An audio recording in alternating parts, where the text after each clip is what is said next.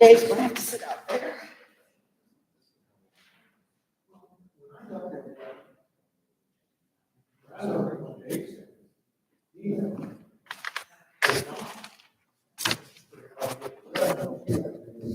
Go underneath that one, Mike, and then this one up toward the other one.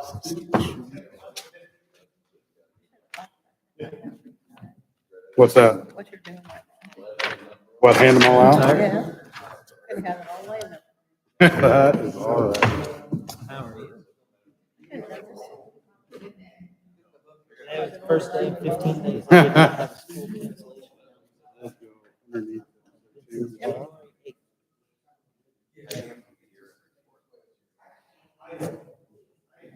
They were the last ones to go back today.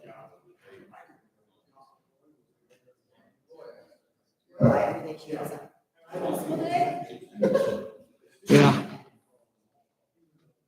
Oh, all new routines.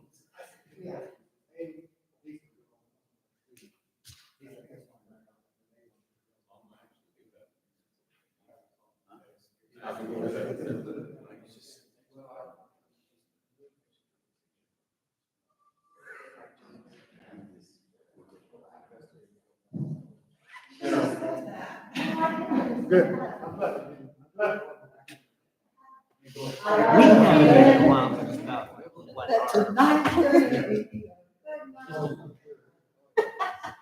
Smoking water. Good night. I said good night. There's a difference. It was essentially just that we're all.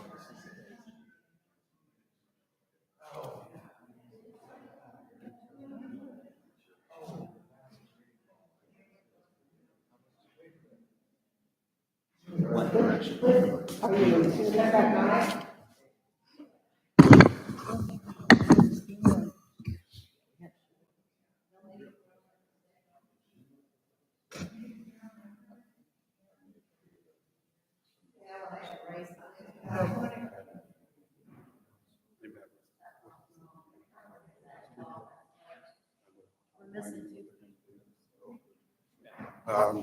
They're basically, just like they talked about in that first meeting, they're gonna take that money away over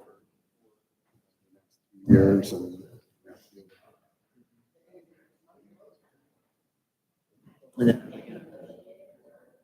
We tried, but they're, so we get the current year, which we already have, 25 and 26 at reduced rates. And it seems like there's a lot of bitterness there between. When you say they, who is it?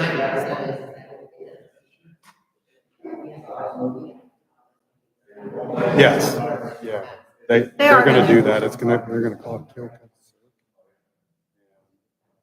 They're in the works to get all that done, they don't have it done. And from the city.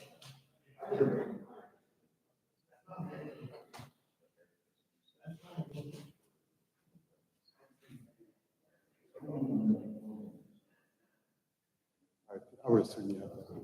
They talk about. Yeah.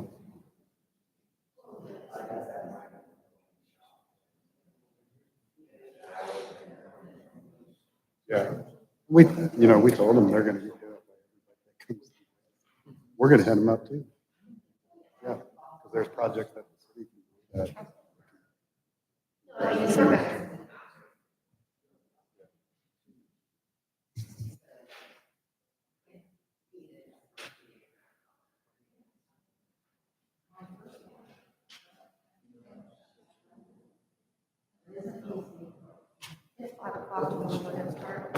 Yep, might as well. All right, guys.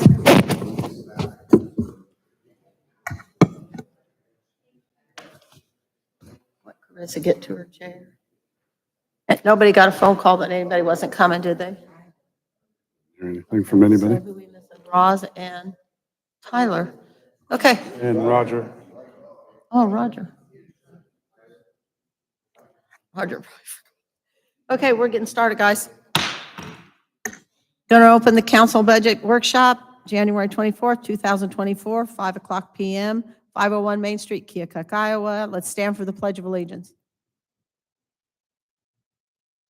I pledge allegiance to the flag of the United States of America and to the republic for which it stands, one nation, under God, indivisible, with liberty and justice for all.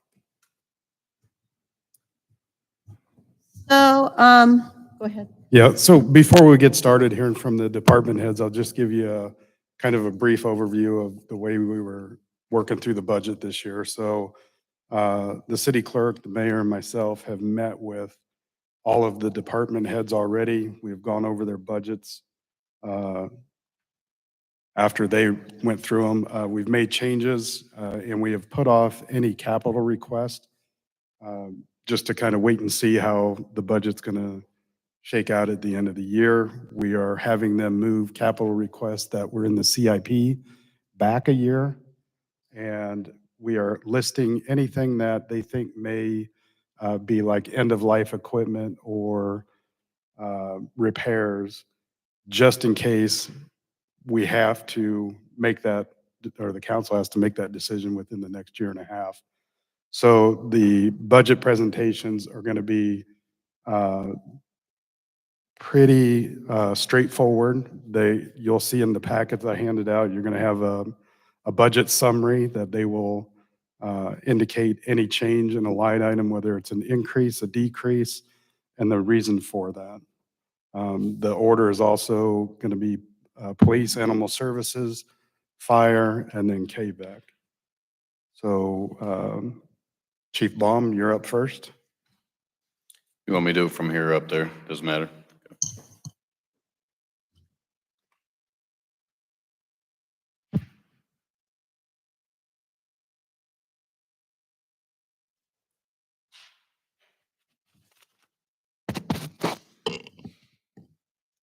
This on? Okay. Have you guys had a chance to look at the budget consideration summary? Okay. So going through this, there's limited changes. As city administrator said, we have a change to item 6331. That's gas and oil. You can look at the years past. There's been some fluctuation there, and that's just to cover where that line item may end up. We don't have any control over that, really. 6350 repair equipment. I've asked for an extra $1,000 just to cover inflationary costs. 6371's electric. Those rates are increasing. I've asked for an extra $3,000 as we've been over budget the last 2 budget years, and it looks like we're going to end up pretty close this year. And again, that's taking into account the unexpected rate increase. 6413 civil defense, I'm asking for an extra $2,000 to cover a raise in costs. 6512 crime prevention, I would like an extra $500 again to cover. Sorry, go ahead.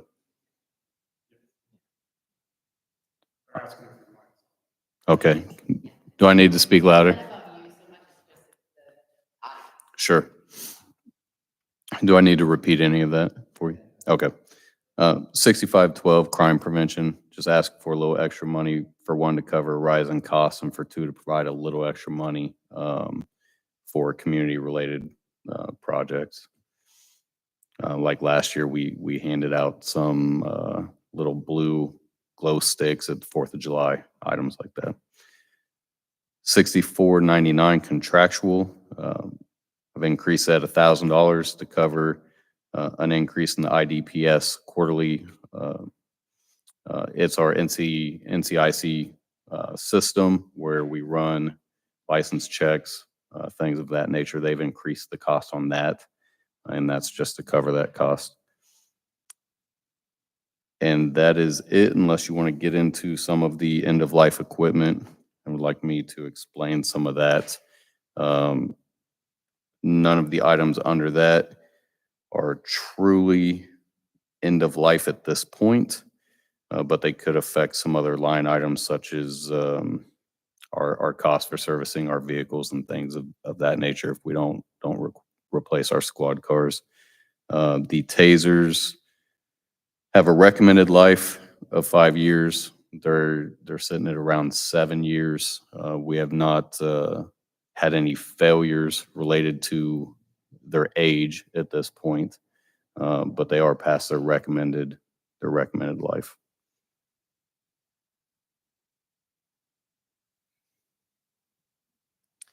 I see overall the budget comes in a little lower than previous years, so thank you for that. I do have a question. The police administration total line, there's a big drop there. Could you point out where the big change from last year to this year is under that category?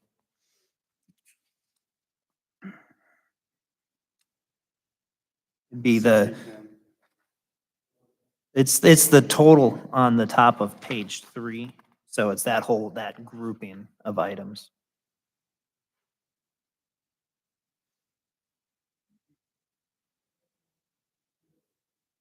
Yeah, that's the decrease in the 198,000 that was capital last Okay. year. And so that's part of the administration and the way it's just organized. Yep. Okay.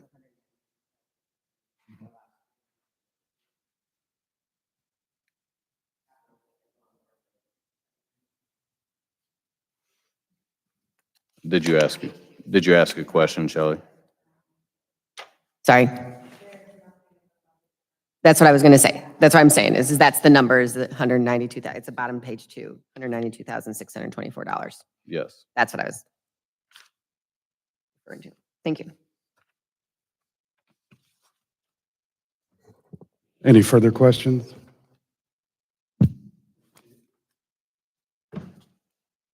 Animal Services is up next.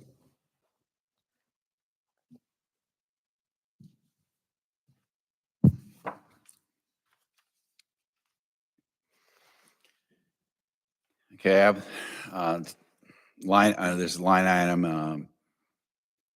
190,631 gas and oil.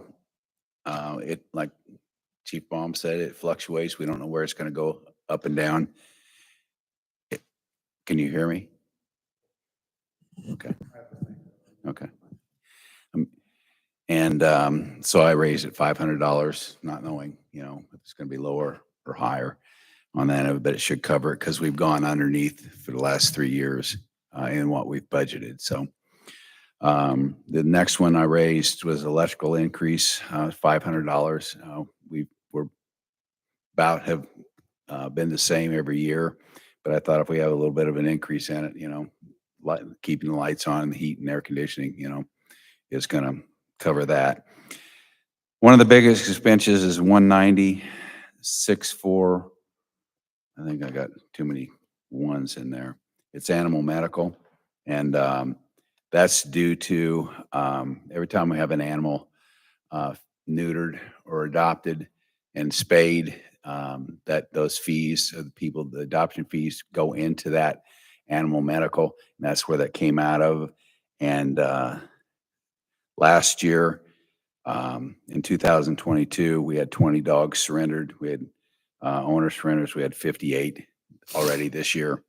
And we had a total of 521 animals compared to 385 come through the shelter. And the adoptions are up by 60 more adoptions than they were last year for dogs and 60 more for cats. So where the expenditure, it's a wash in that anyway because we get it back. But we can't show it like a checkbook where it goes back in, but you get that money back with our adoption fees when it comes in on my monthly report. The last one is $1,200 contractual for annual fees for the software programs that we're upgrading to, and on that end of it, and the total was $5,200 that I've increased in the budget.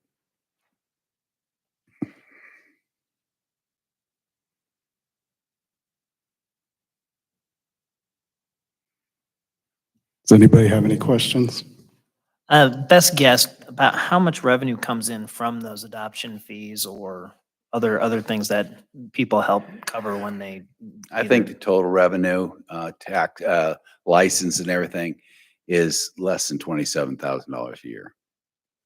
Comes back in. The fees is $10 for a city tag for a year. It's 25 if they're not neutered or spayed. It's not very much. We have, when the police officer brings the dog in or I do, it's $15. Boarding fees, 12 on it. And then our adoption fees, we did raise them from 125 to 150 because the veterinarians are charging us more money. It's costing them more too, but it's still the best rate around, so. Mhm.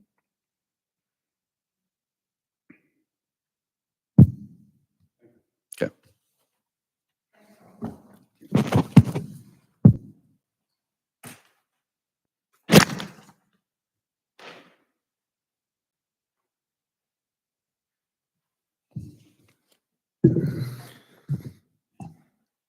So on mine, the only thing that was asked for changes, and it was purely for inflation, was property maintenance and the publications.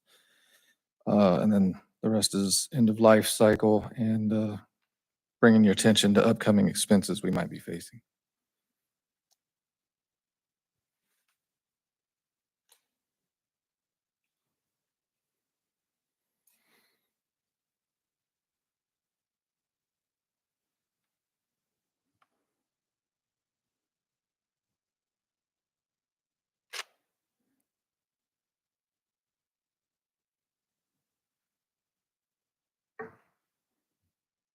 Do you have an update on what's going on with the truck that was damaged in the flood?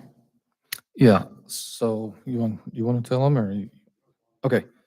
So we're working with two different manufacturers, but they've already said it's 100% replacement. So we paid $489, I think, when we bought it, and it's going to cost them about $1 million to replace the new truck because of inflation costs. So then what's the timeline on that? You know, you said a few 3 years, maybe, years. 3 years. Okay. That's once we sign the contract. I mean, we're hoping to have a contract signed within the next month. And so then that would be the insurance would pay that up front, and then Right, we'd they've just, already gave us a check for $423,000, and then once the contract comes in, they will pay the balance of what the rest of the truck's gonna cost. okay. Thank you for the update. I appreciate it. Do we have to have that in the budget then appropriately? We will show it when the check comes in. So the check's in the mail for the first half. And- So it will be in this year then, so we'll just have to do Yes. an amendment. Yeah, and then once their contract is finalized, they will send us a check for the difference, even though the build is 3 years out.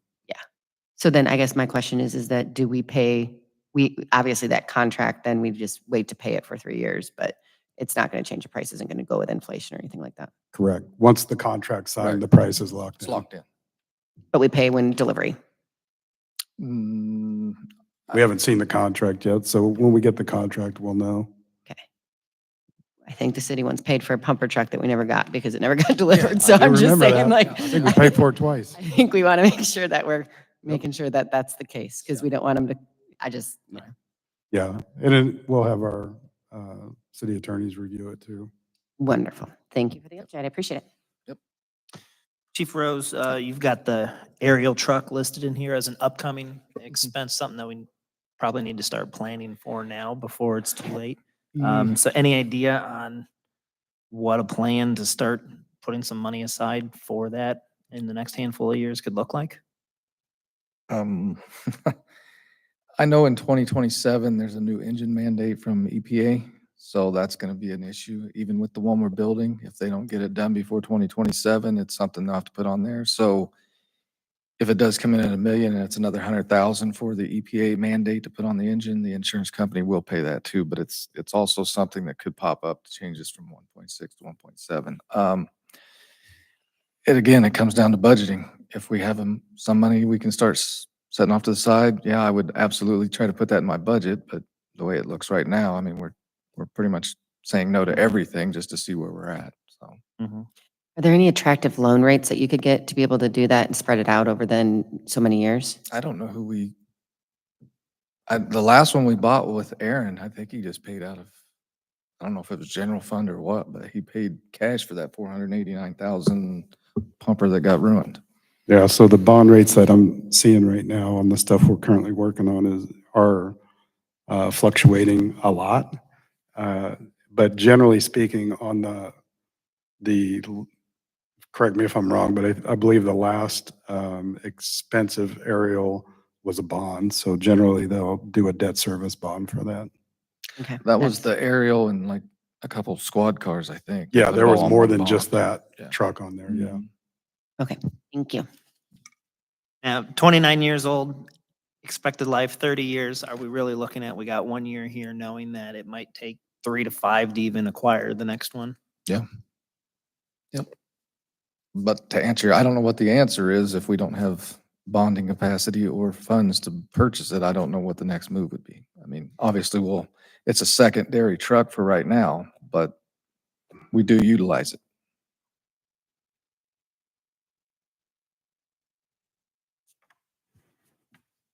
Any more questions on the fire side? Because I'm going to do KVAC too, which is they're pretty much staying the same this year, no expenditure changes. Can I ask a Yep. question before you switch? Sure.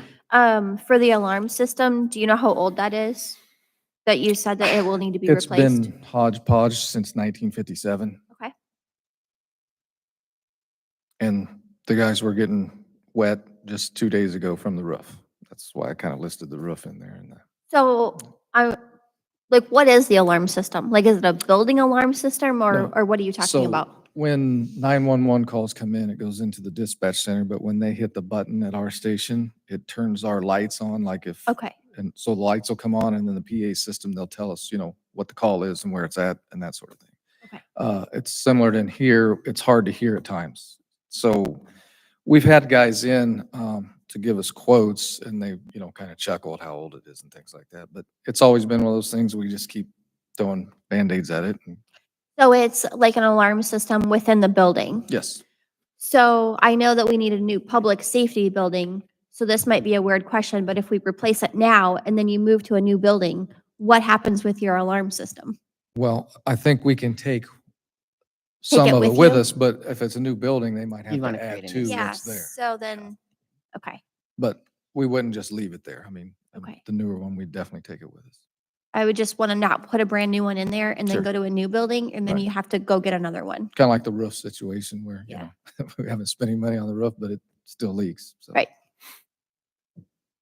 Do we have a warranty? Do we have that just patched or fixed? Yeah, so what they did the other day, they got up there and chipped a bunch of the ice and stuff away just to try and trough it off Yeah. away from where it was coming in at, so. Okay, thank you. So KVAC really hasn't changed anything. They just, they're looking for a new SUV or pickup truck that they know they're not going to get in capitals, but that is something that they are needing. And that's on your budget summary, No. end of life list on down Right. at the bottom. What? Oh, it says no capital. No, that was his. Okay. Where's the page for KVAC? Should be a single page at the very end. Okay. There was no summary for KVAC, just there. This one?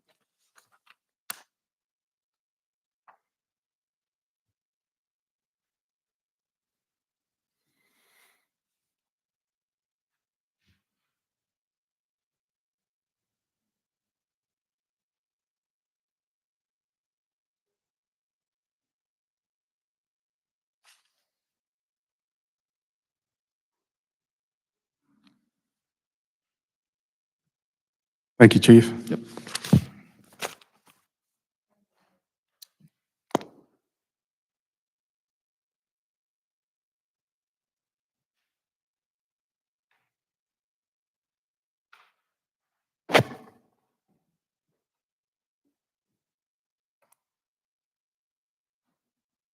A second. Last year, I think we asked for employment numbers for everybody. So if you could do that, Chief Baum, what you guys have. Where do I got it? Right here. Employment numbers. With the retirement of Scott Kendig, we are at 23, including our non-sworn. And we have 2 retirements that are probably going to happen this next fiscal year as well, which would put us down to 21. So you're budgeted though for 24? We're budgeted for 24 sworn officers and 3 non-sworn positions. And how does that divide between union and non-union administration?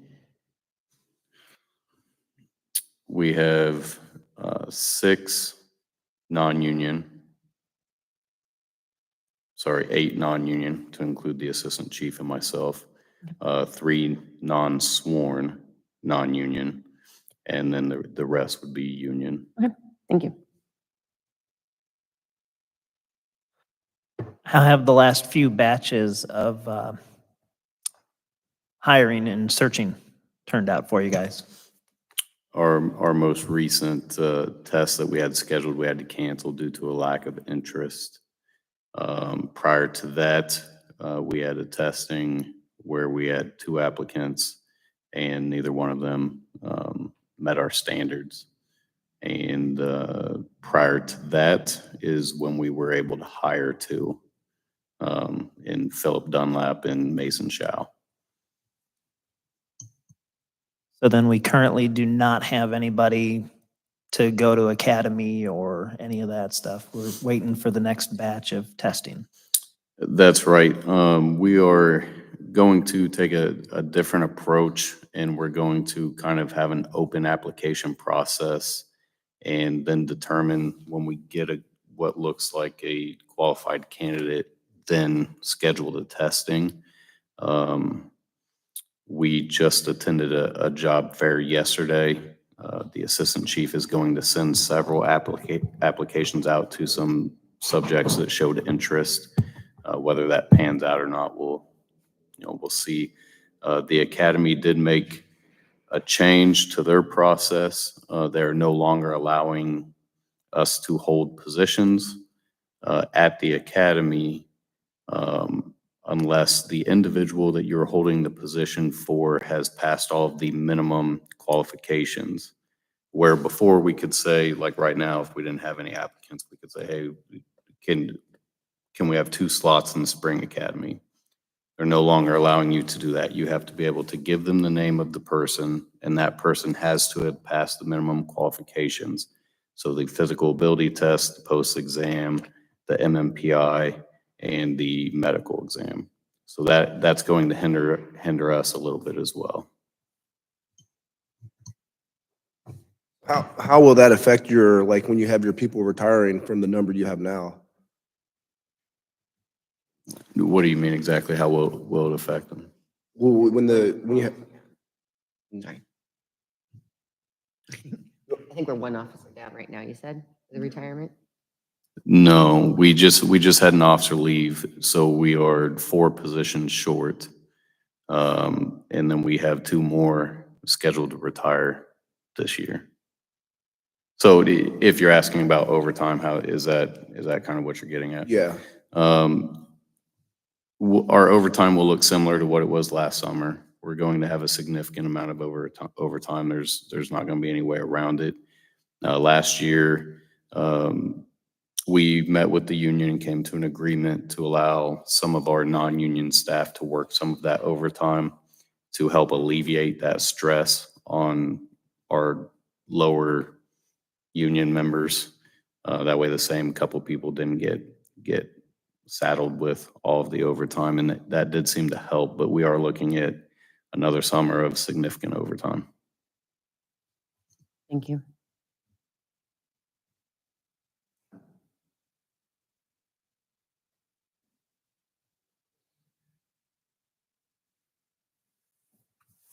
So we have 19 total.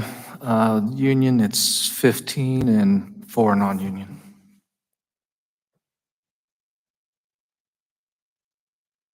Are you at full strength? Currently, yes. Do you have any expected retirements in the coming years? There's 3 guys that could go.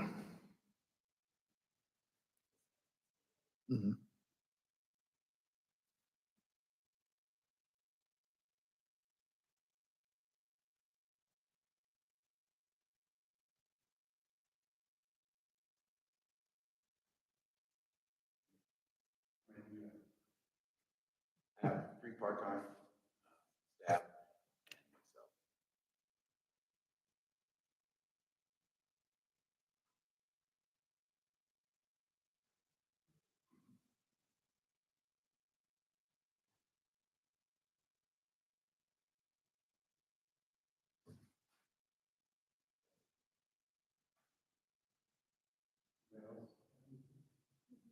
Thank you, guys.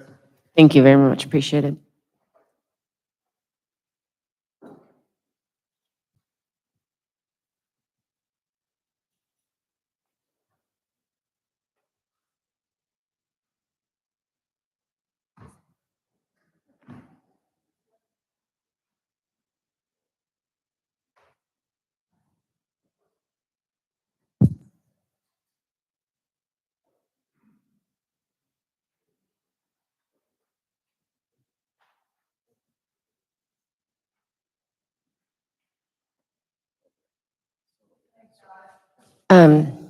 I do have a question. If we have any, do we have a timeline, like a calendar timeline that we have that's made with all of our publishing dates and things like that so that we're following the budget process this year?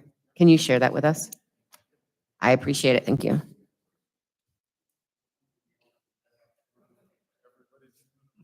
Because the process is different. Oh, yeah, I know. No, that's the reason I was curious what it was, because I mean, it's like, some of them are like 10 days and 20-day, no, it's like, that's the reason I was just curious what you guys had.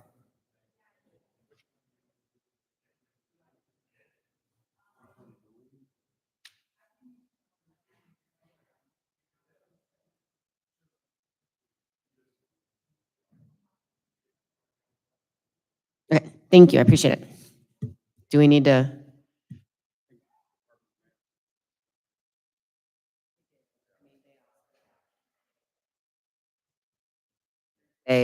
The first Thursday meeting in March, we have to make sure we.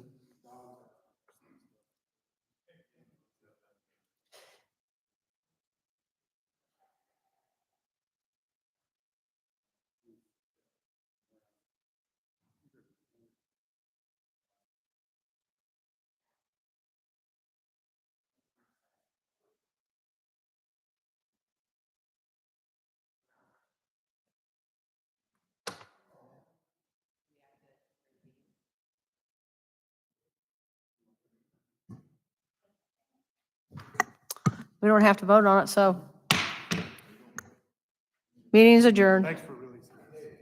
Yep. So that went well.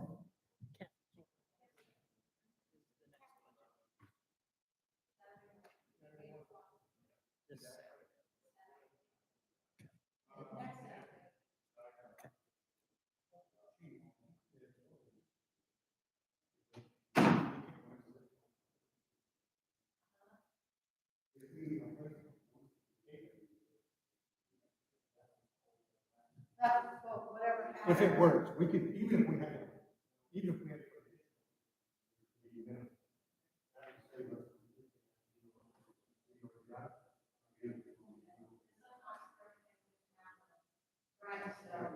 Well, and we had talked about. Okay. So, he's gonna look and see about it.